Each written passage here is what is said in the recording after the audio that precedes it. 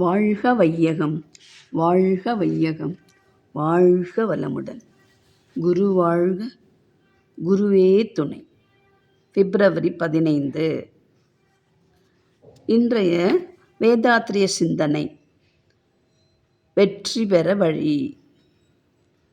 தனக்கும் பிறருக்கும் தற்காலத்திலும் பிற்காலத்திலும் துன்பம் தராத செயல்கள் செய்ய வேண்டும்.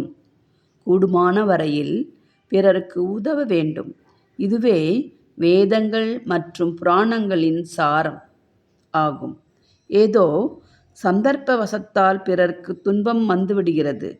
அவர்களால் தீர்த்து கொள்ள முடியவில்லை.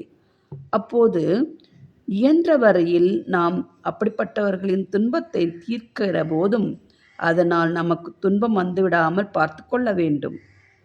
ஏனென்றால் நமக்கே துன்பம் வந்து நாம் பிறரிடம் போய் அதை தீர்க்கும்படி கெஞ்சும் நிலை வந்துவிடக்கூடாது அல்லவா? அந்த அளவில் விழிப்பாக இருக்க வேண்டும். தனக்கு துன்பமில்லாது பிறர்க்கு துன்பம் விளைவிக்காத வாழ்க்கையில் நமக்கு என்னென்ன தேவையோ அவை கிடைக்கும் சூழ்நிலை தானாகவே அமையும். இதற்காக கெஞ்சி கேட்டு ஒன்றும் நாம் பெற வேண்டியதே இல்லை.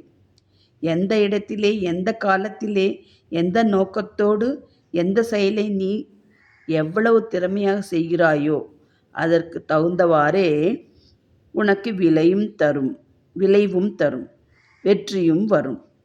அருட்தந்தை வாழ்க வளமுடன்.